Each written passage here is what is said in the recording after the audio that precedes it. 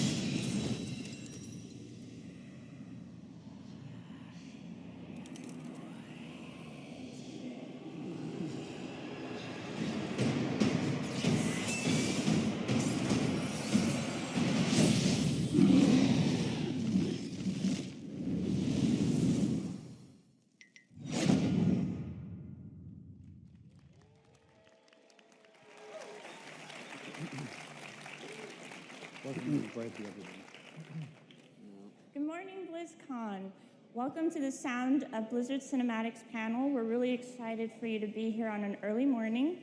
My name is Caroline Hernandez, and I'm the Senior Sound Producer for the Cinematics Department. We have a great panel for you this morning. We're going to be discussing an overview of the pipeline for the Cinematic Sound team. We're going to be covering everything from sound design to dialogue processing, localization, mixing, and music. So please stay till the end of the panel as we have a live performance planned by our talented music department. Thank you. Before we get started, I want to take a moment to introduce our incredibly talented team. Our lead supervising sound designer, Paul Menachini.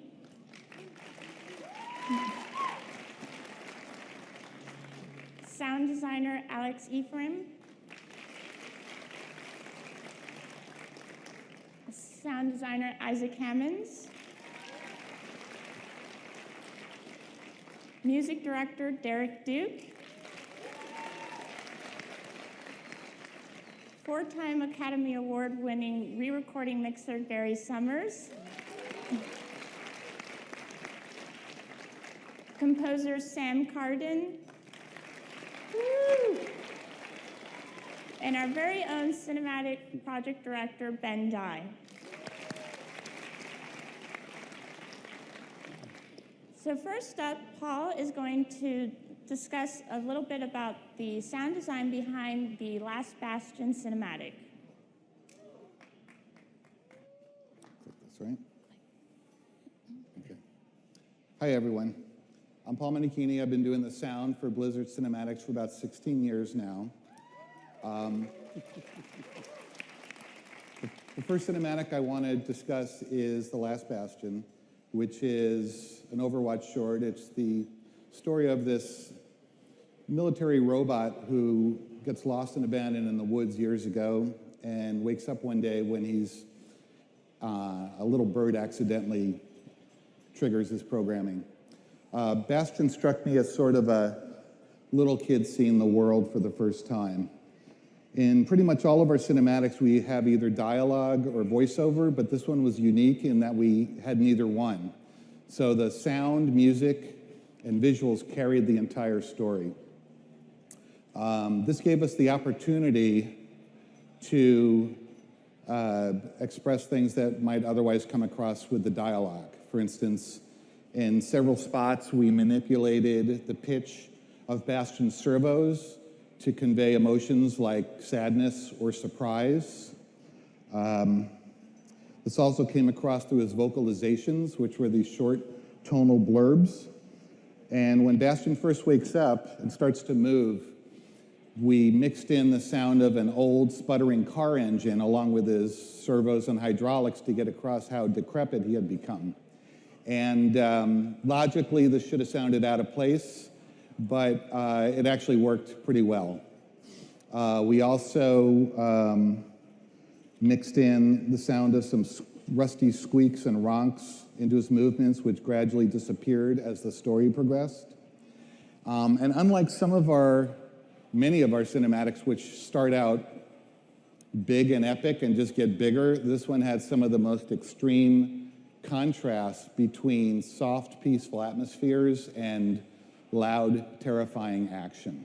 So in these next clips, I want to give an overview of how we approach the sound for a cinematic. It's typically broken down into several layers, which we also call stems. First, there's the music stem and the dialogue stem, which are pretty self-explanatory. And then we have the sound effects stem, which could be just about anything from beeps, dog barks, car engines, to doors, guns, explosions, designy, subjective effects that don't exist in the real world, or just about anything else. And then the background layer is an ambience bed made up of things like birds, wind, waves, crickets, and then we have the Foley stem. And the Foley is the recording of sound effects live to picture. So a lot of times, usually footsteps or handling of objects are done by a Foley team. In this case, Ganymede's wing flaps and feet were done by Foley. So anyway, here's a clip that demonstrates these layers. First, we're going to hear just the Foley, then just the effects, and then the backgrounds.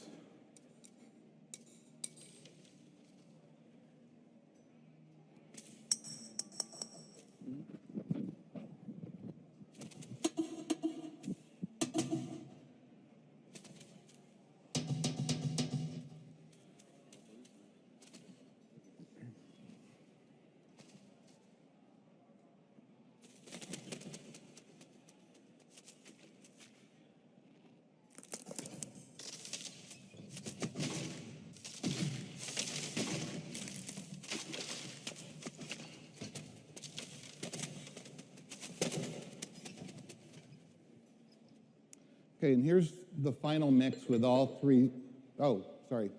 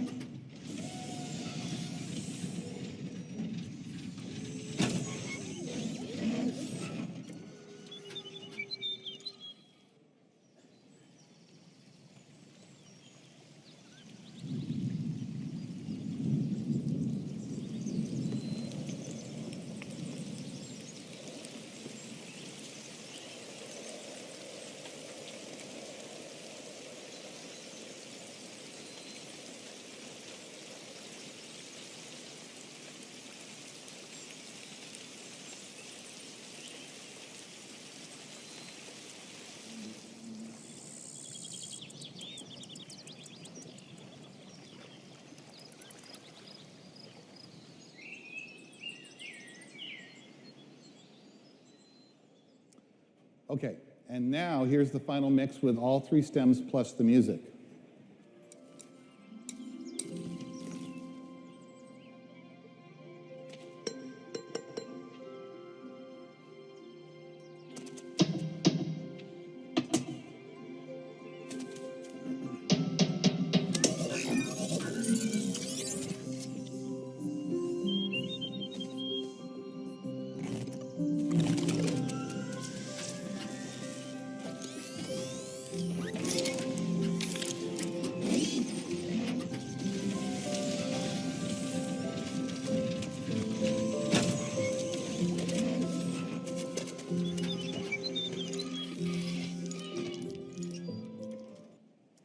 So in this next clip, Bastion hears a woodpecker in the distance and it confuses him and triggers his programming.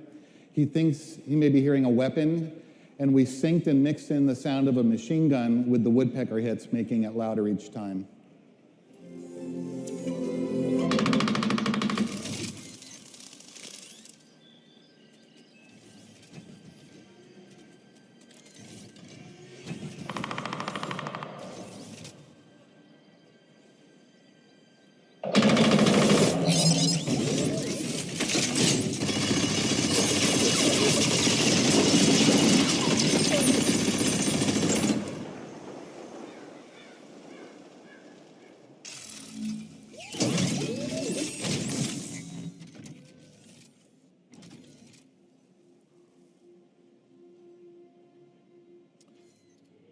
That clip also demonstrates some of the drastic variation between relative peace and quiet and extreme chaos.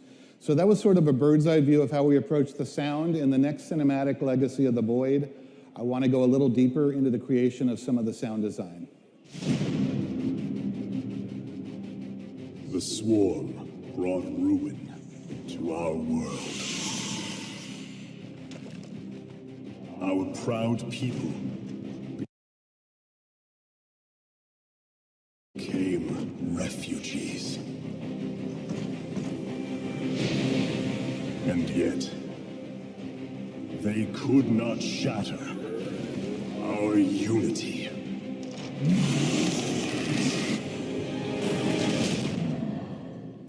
Okay, so the first clip I'm going to play is a slow motion scene where we follow the energy of the Kala as it travels from one Protoss to another.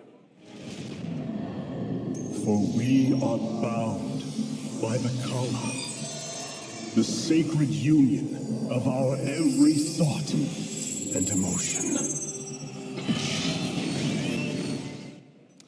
The software that we mainly use is called Pro Tools. Most TV shows and feature films also use this, and it's pretty much the standard in the industry. Each layer or stem of effects BGs or Foley usually consists of anywhere from dozens to hundreds of individual tracks of sounds. This next clip shows some of the tracks from my Pro Tools session for the slow-mo scene.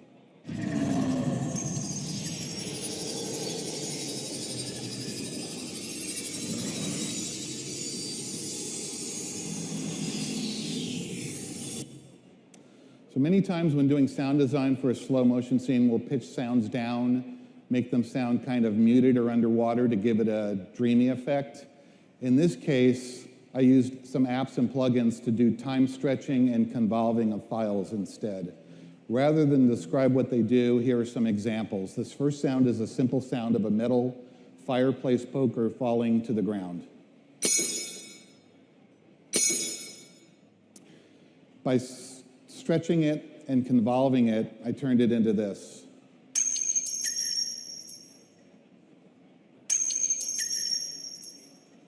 And also this.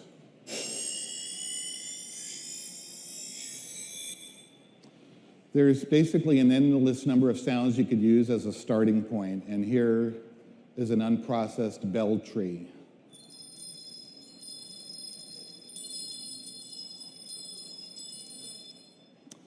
And here are several examples of sounds created from that source.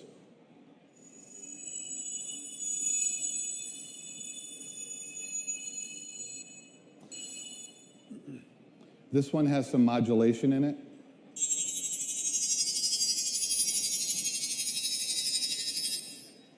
And this one has some pretty heavy granular stretching that sort of smears the sound.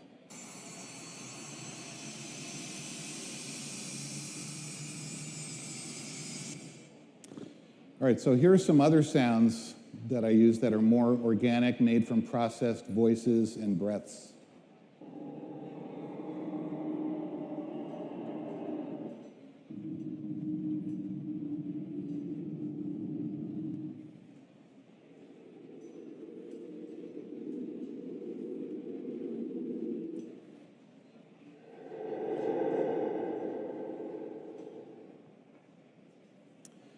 So here are some of those processed stretch sounds I played earlier used in the scene.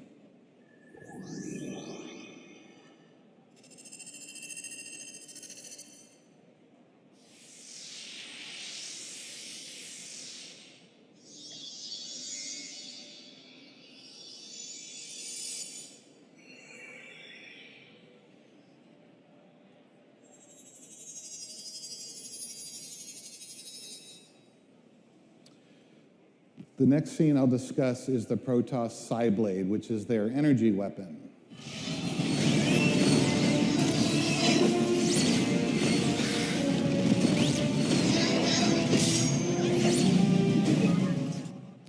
So I'm going to start by showing my session with the final design elements.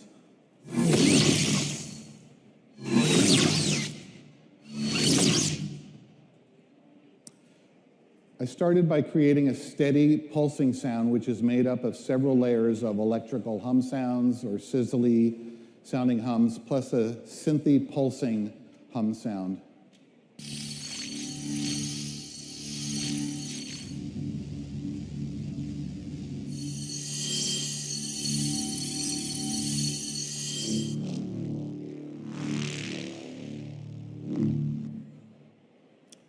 And here are those sounds mixed together to make the basic sound.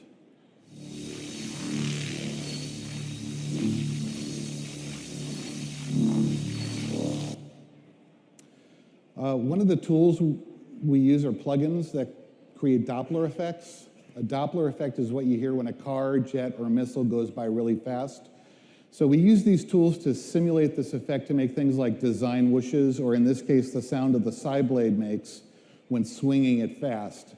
I use this processing on the electrical hum bass you just heard.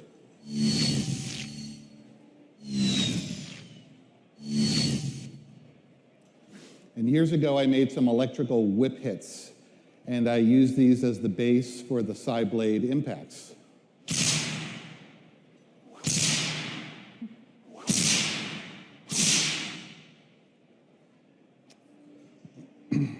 When you take a vinyl or satin jacket and rub it against itself or against a microphone, you get this sort of zuzzy sound.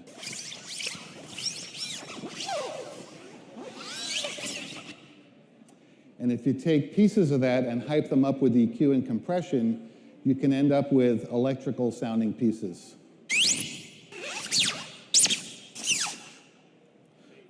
All right, so now here are some of the elements in my final session.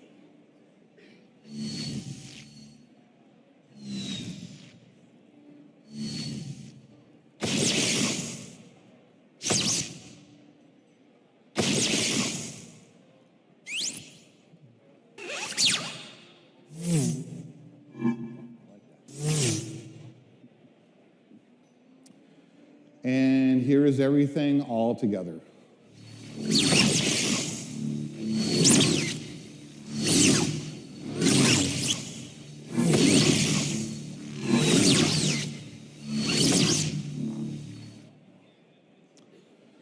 Okay, the last, thanks.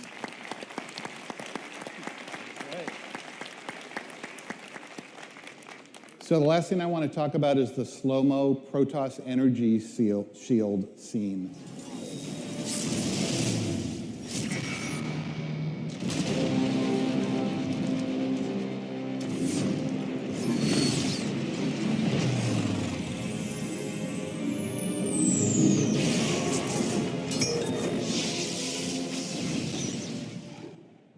All right, I don't have much time left, so I'm just going to audition some of the sounds that made up that shield hit.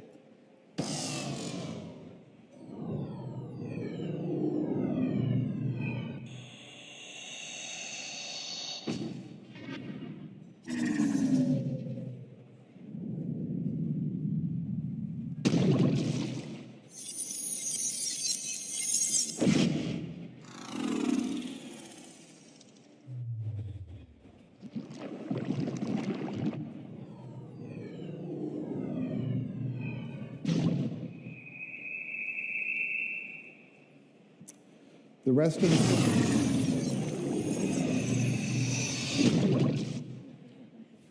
rest of the cinematic has some great visuals with some really fun sound design. I'm going to end by just playing a clip of one of my favorite sequences from this piece.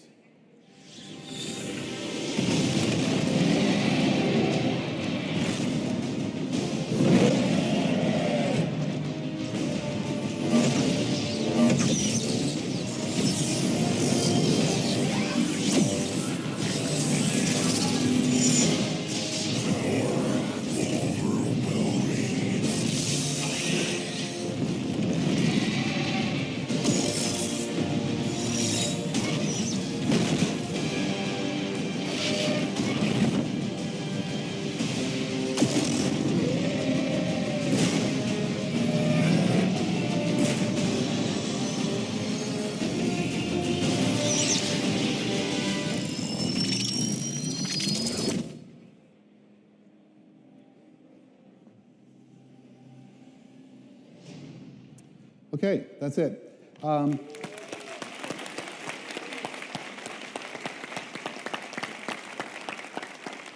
Thank you. So next up is Alex Ephraim. Sorry. Is Alex Ephraim to talk about dialogue processing. Thank you, Paul. They told me to click it.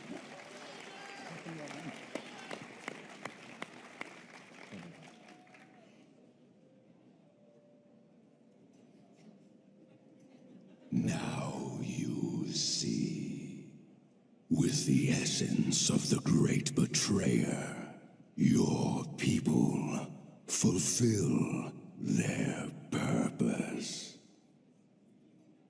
Great. So what you just heard just now is the bare unprocessed dialogue of the character Amon in StarCraft II: Legacy of the Void. Over the next few minutes, I'm going to show you how we got from that example you just heard into the final result that is played in the pre-animated sequences of the game. Now, before we do any manipulation of any kind, we like to ask ourselves a few questions and go over some criteria, because before we even get the dialogue, there's a whole series of elements that goes through casting and performance and direction, and we don't want to take the dialogue in a certain sound that it's not meant to go. So we like to ask ourselves, what is the role of the character and how do they fit into the game? What is the sound, the tonal qualities of the voice, and how is it performed, the cadence? Do they have a few lines? Do they have many lines? Are they conversational? So going from this example, we know that the voice, it's pretty deep. It's not very conversational. It's very confident. It's got a gravelly tone to it. We also know that Amon is the main villain of the final chapter of StarCraft, a game that's been going on for many years at this point. So we needed to make this character bigger and badder than anything the players had ever heard before. We also know that the character doesn't really have a form.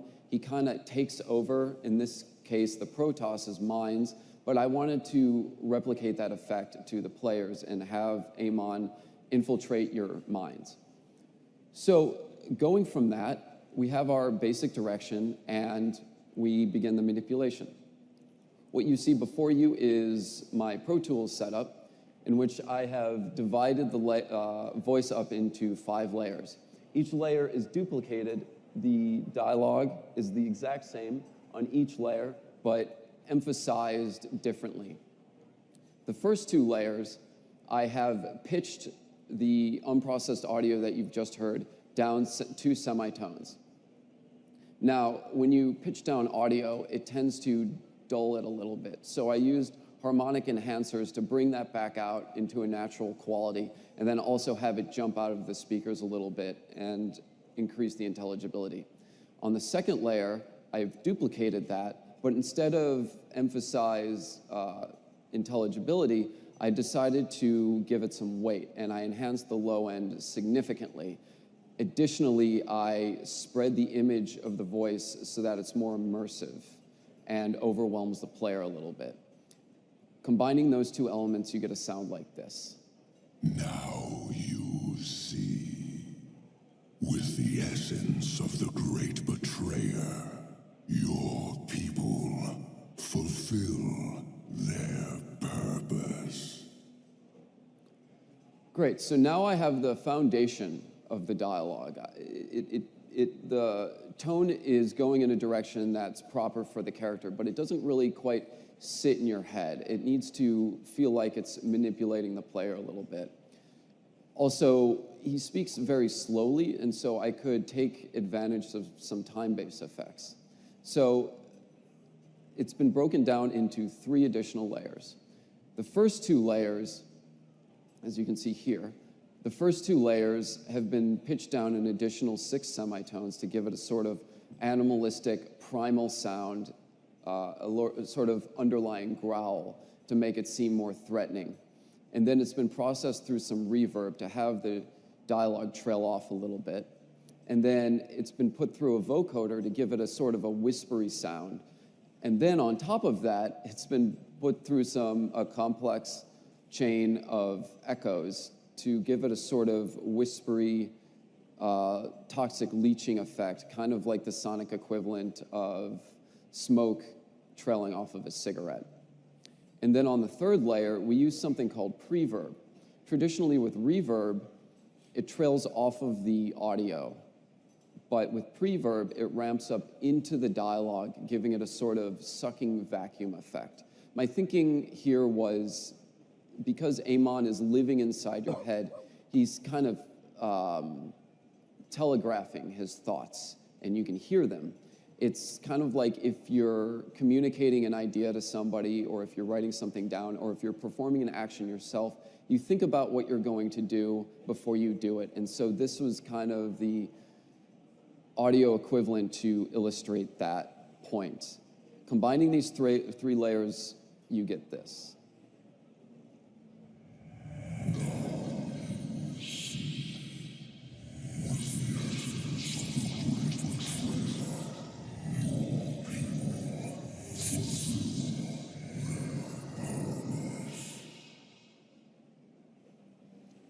So then I take that underlying layer, which I've just played for you, and I stack on the foundation on top of that, and we get the final result.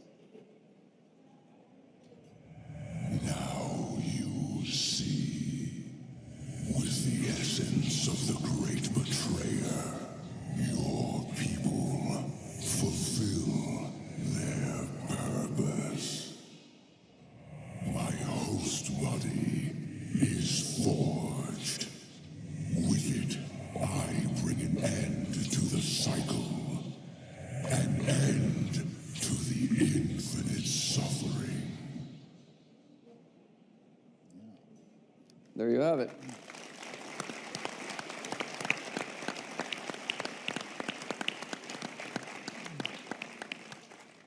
Up next, we have Isaac Hammonds, and he's going to tell you a little bit about localization.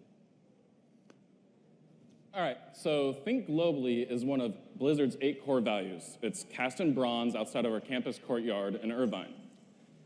People play our games all around the world, and we want them to feel at home when they are. And the localization is the process of adapting and translating our franchises for specific regions and countries around the world. Currently, we're doing that for 13 other languages, depending on the game, and not including English. When it comes to cinematic sound, Think Globally means ensuring that we're delivering as powerful an experience as that is the original English. But how do we do that? How do we ensure that the emotion in this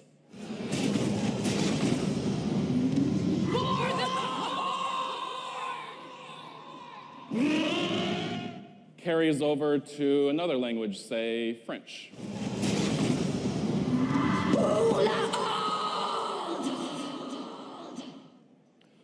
Once timing locks for any of our cinematics, our localization partners get to work.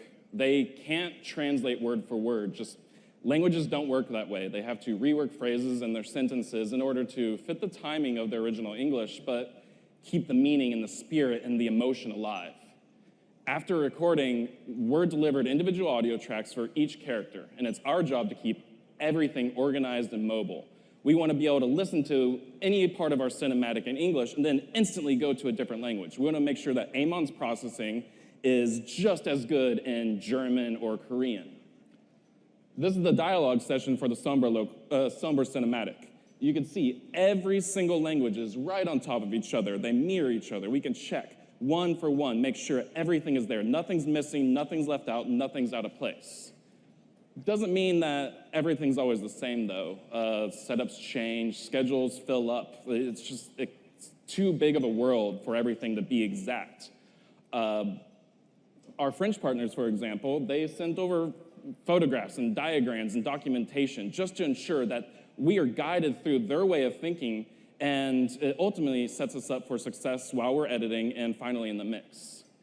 Situations like these naturally lead to unique and creative differences. The cinematic One Night in Karazhan, for example, had some really interesting parts for our German and simplified Chinese languages. Play life-size chess, but don't you dare cheat. Most of all, das macht beim Schach. Keine falschen Moves, entspannt euch ganz. Initiative, the need to be.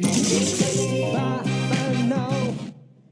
The Hearthstone cinematics, the musicals have been especially complex, but a lot of fun. Localization, they have to fit their translations into the English-based tempo as well as everything else. The Hearth and Home cinematic had 48 individual tracks of talking and singing. That's 672 tracks of dialogue for across all languages. It's a lot of work, but in the end, it really paid off. Where am I? Where are you? ¿Dónde estoy? What's up, dude?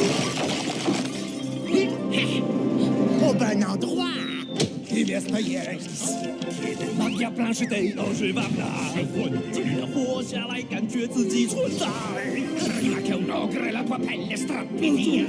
さあ君がどこにいるか教えよう。Bist du sie, die Macht der Magie? Hörst du, wie der Jammer die? 치따윈 상관없어. Robon fights to meet the hero.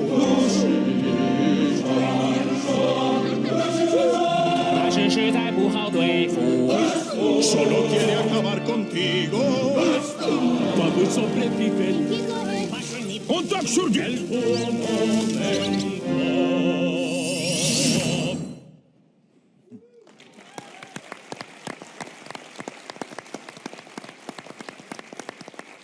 Next, we're going to hand it over to Derek Duke, and he's going to start discussing mixing. Cool, so before we get started, I'm gonna show a little video.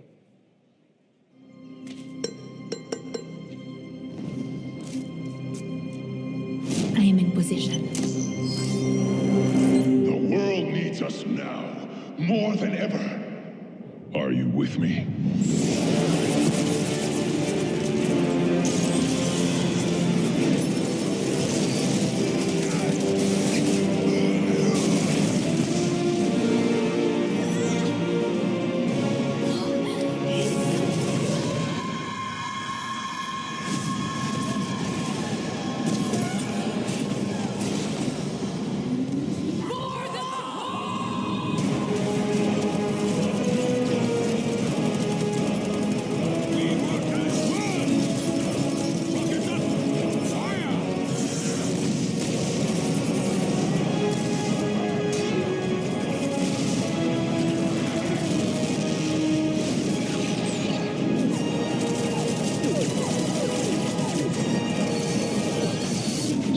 Status. Oh, I'm working on it.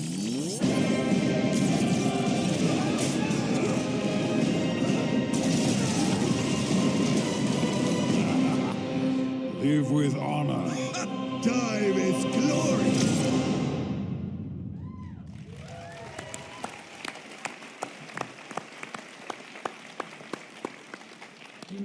Cool, so we're gonna keep this discussion pretty casual. I wanted to kick it off with Gary and ask him just how he got started with working with Blizzard and what his general approach to mixing with us is and how it differs, if any, with feature film mixing.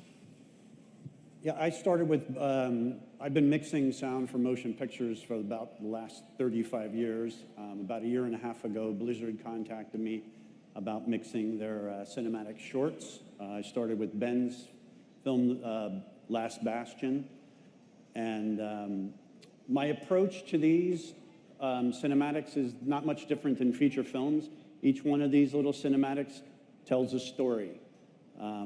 Maybe it's a story about a character's past, Bastion, his backstory, or the story of Reinhardt. And so that story needs to be told through both picture and sound. And so my goal is to take the sound that I've been given, the dialogue, the music, the sound effects, and put them together in a way that yields the best emotional response and the best clear telling of that story.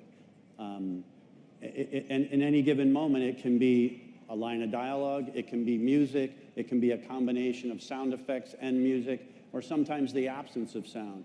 If you saw the Reinhardt video, there's a point in it where it goes into sort of a stylized slow motion, and a lot of the sound is taken out, and it's just sort of an impression of the sound, and the music takes over.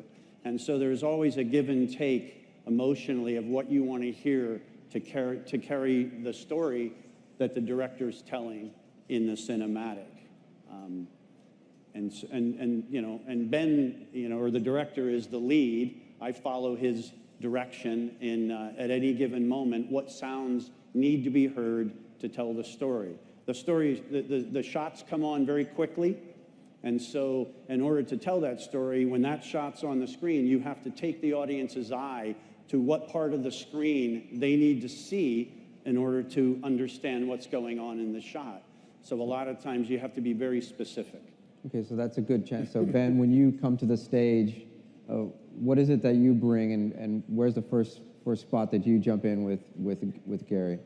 Well, usually I come in when Gary would take a pass at a broad stroke of mix, which including a brief mix of music, dialogue, and sound effects. And to me, my job is sort of tell Gary or communicate to Gary what I want in a certain scene. And for example, that Reinhardt scene when he slowed down, everything slowed down into slow-mo, a kind of a dreamlike state. When I first heard Paul's mix, Paul added a lot of extra sounds in it. Every object had a song, and there's a running joke that with me and Paul is he'll make all these amazing sound effects, and then I will pull them out little by little. By the end of the mix, music covers everything, and he'll walk out of the room mad at me for a month. But Paul's been super nice. He's been accommodating all my crazy ideas. But going back to the mix, I heard for the first time I heard the mix, and it sounded really good because everything had a purpose to it. Every sound had a purpose to it. But the piece felt different from when I first conceived it. Because there's a lot of extra stuff. I feel like I'm getting distracted by the bullets that's hitting, Reinhardt in a corner, or the explosion that's happening. So I was talking to Gary. I was like, you know what? I don't know how to. I can't do your job. I don't know how to tell you this, but I want a certain feel. And then he would just say, all right, I got it. He'll turn around and start moving knobs and pushing sliders, and then a minute later, he's like, hey, how's that? And then it was like, oh, that's what I was thinking, So I think learning from working with Gary and Sam too, both, I feel like I don't have to do anything or everything. I just need to communicate what I want to these guys and these professionals, even Paul too. Like everyone know so good. I mean, they know exactly what they want to do, and I just need to tell them what I want, and they gave me what I want. So I'm curious, Sam. A lot of this happens once the music is out of your hands. What's that like? You finish the score mix, and then you sort of have to let it go, and this all happens, in a world that's kind of beyond you, and then it's kind of finished. I feel pretty safe with this group because Blizzard, it's in their DNA. They love music. It's so obvious that they love it. And I so appreciate that because that is just rare. And so music is always featured pretty prominently, but if you want to hear your music, you don't do music for video games or movies. If you want to just hear that and nothing else, it's a collaborative art. And so I appreciate that everyone's artistry, everyone's talent, it's a culmination of all those things that makes it really special. Gary is a world-class, unbelievable talent. I know that he will take it and craft it in the right kind of a way. And when I saw Gary, we've worked together the first time maybe 25 years ago. And I saw him bringing up a layer of dialogue, and he was able to see it visually. And I was watching him work the music, and every little nook and cranny, he would just inch it up, even a split second. And so you always got a feeling that the music was present. So I feel, in answer to your question, it's in good hands. I feel like people who love music are taking care of it. And so I feel very comfortable in that situation. When it needs to be featured prominently, it is. Gary, are there any specific guidelines, like dialogue is king, or push the music as much as you can to ride the emotions? Like, are there any rules? The rules are, again, to tell the story. If the dialogue is telling the story, and typically it is, it's the words, it's the spoken voice, and so that's somewhat the key to the narrative of the story is going to be the dialogue. So I sort of put that in a place that's very comfortable. I call it the pocket, because you want the storyteller to be telling the story in a comfortable way. You don't want it to where you want to get away from it. You want to engage the audience. And then I'll take the music and I'll kind of weave that around the dialogue, because the music's carrying most of the emotion, most of the feeling, most of the time. And then I'll look at the sound effects and I'll find the specific ones that we need to hear to tell the story. That sound needs to be heard so that the audience understands, this is what's going on. And so it's kind of a give and take at any given moment to get, again, the feel that Ben's looking for in the piece.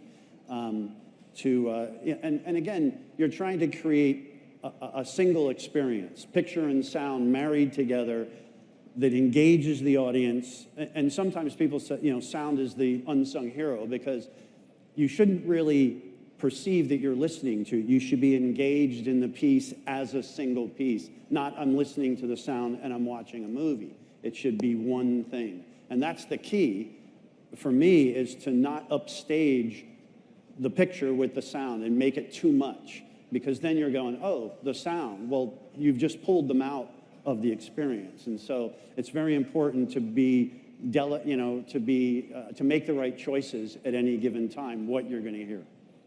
Ben, so between Bastion and the other few episodes you've been working on recently, is there a difference with mixing that you've come to, like when you've come to the stage? Absolutely. I think working with Bastion is a little different. It's very different from working with Reinhardt, for sure.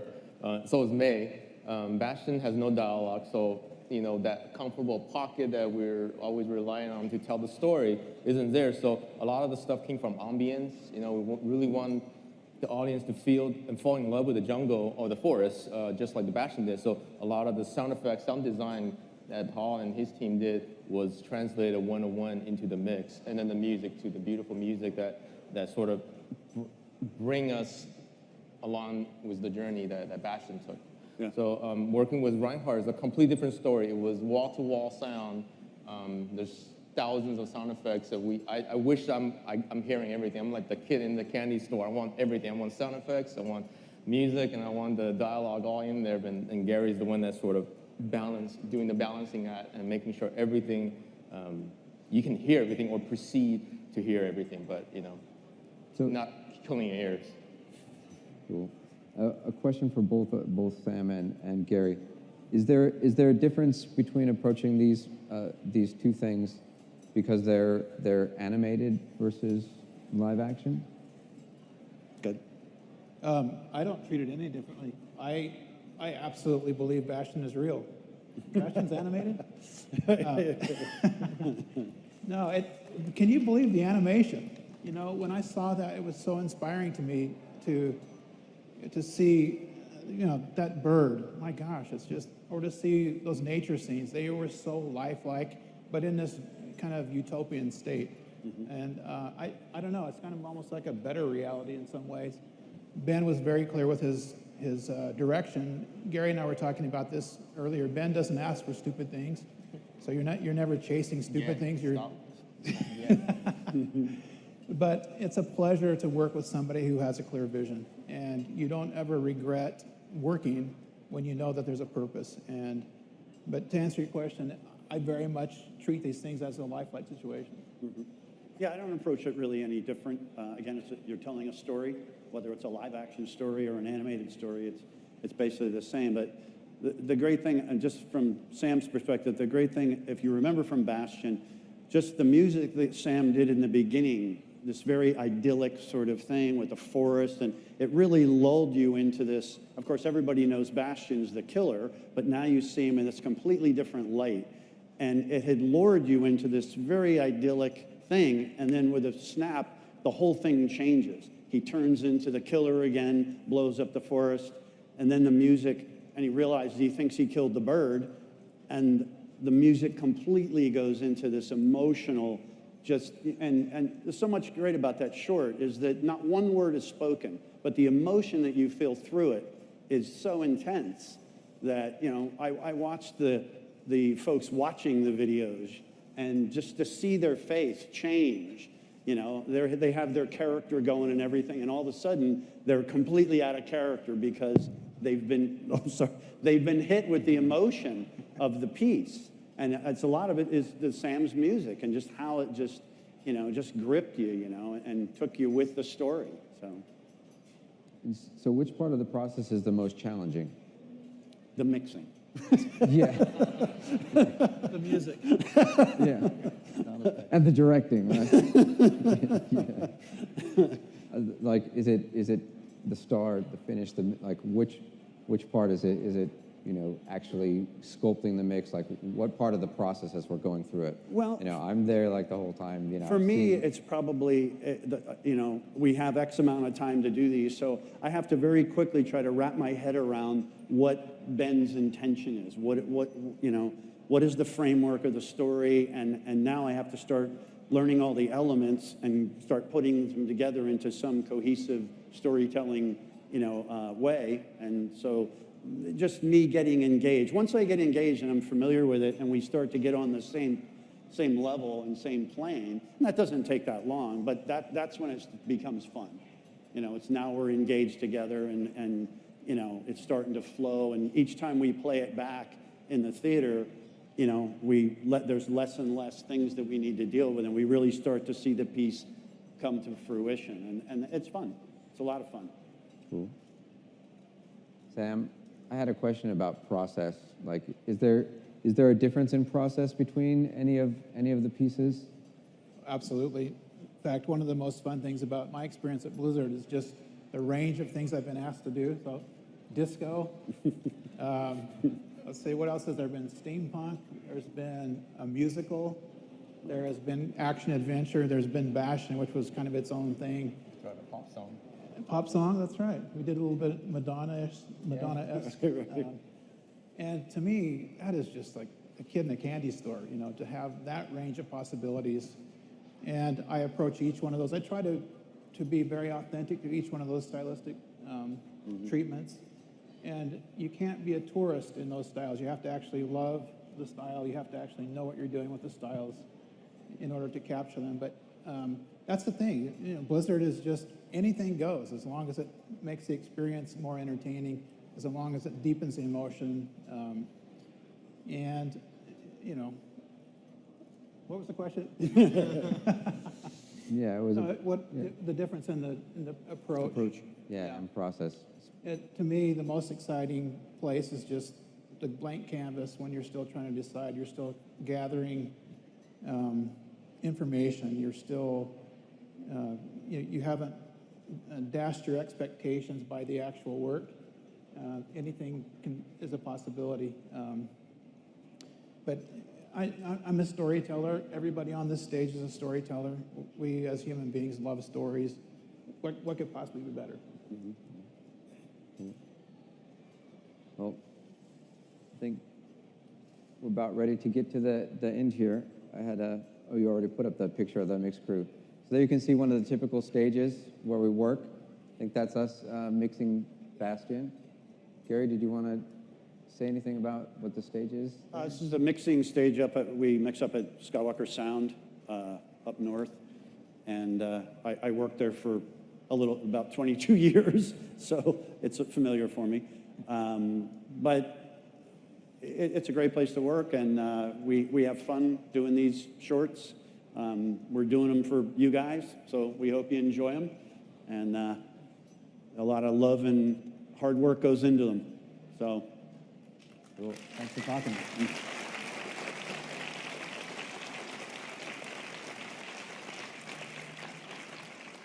So up next, we have a special treat. We're going to call out the guys from the music department.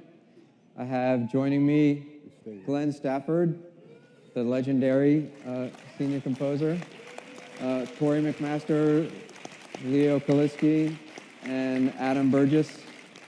Adam put together this special arrangement of a Bastion tune. We'd like to dedicate this to Sam Carden.